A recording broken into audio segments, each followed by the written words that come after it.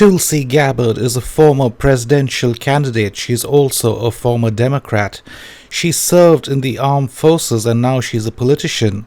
Rather than being happy with the Trump verdict, she actually says what many people are thinking, that the American system is just broken and it's a sad day for America. There's nothing to be happy about. If you turn on the news right now, you're going to see almost nothing but people talking about what happened in that New York courtroom today with Donald Trump.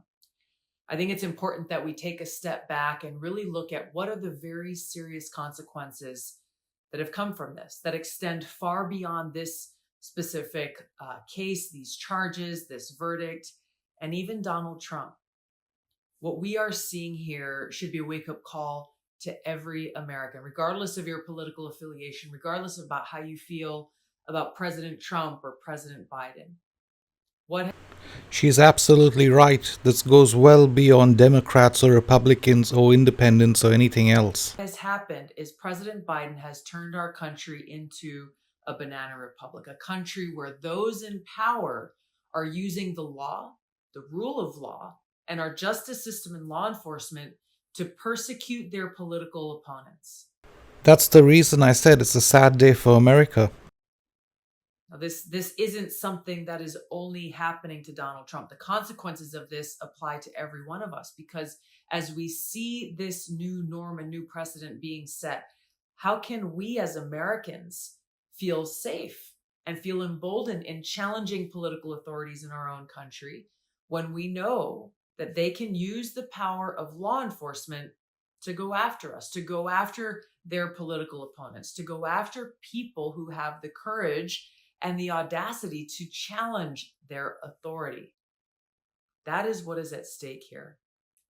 The foundation for the success of our democratic republic is that we as Americans, we the people, have faith and trust in the rule of law. We must have this confidence that we will all be treated fairly under the law, regardless of our political affiliation or views, regardless of our race or religion, regardless of anything, any of these other affiliations or circumstances, that we will all be treated equally. That foundation of our democracy has been destroyed by the Biden-Harris administration. Make no mistake about how serious this is to you and me and to the future of our ability to live in a free society. They have done this through their personal political persecution of Donald Trump. If we allow this to stand, it'll forever be destroyed and our country will be finished if it's not reversed, and reversed quickly. So how do we do that? The only way is if every one of us as Americans, regardless of whether you're a Democrat or a Republican or an independent or a libertarian, when every one of us as Americans makes that decision that there is nothing more important than freedom, there is nothing more important than protecting our democratic republic, than defending our Constitution, than upholding the rule of law and saving our country. We must hold those accountable.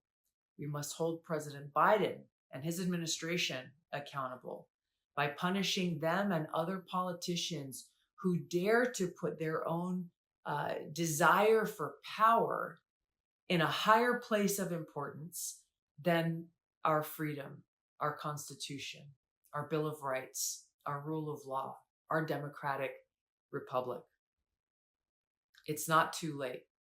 November 5th is a critical election where we have the opportunity to hold these people to account by voting them out of office on November 5th and voting for Donald Trump.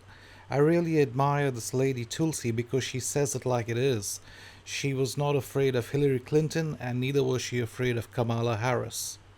I want to bring the conversation back to the broken criminal justice system that is disproportionately negatively impacting Black and brown people all across this country today.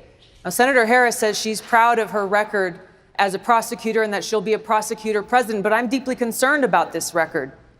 There are too many examples to cite, but she put over 1,500 people in jail for marijuana violations and then laughed about it when she was asked if she ever smoked marijuana.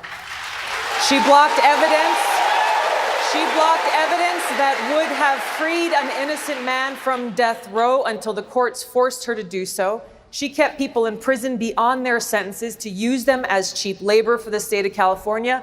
And she fought to keep cash bail system in place that impacts poor people in the worst kind of way. Thank you, Congresswoman. The bottom line is, Senator Harris, when you are in a position to make a difference and an impact in these people's lives, you did not. And worse yet, in the case of those who were on death row, innocent people, you actually blocked evidence from being revealed that would have freed them until you were forced to do so. There is no excuse for that.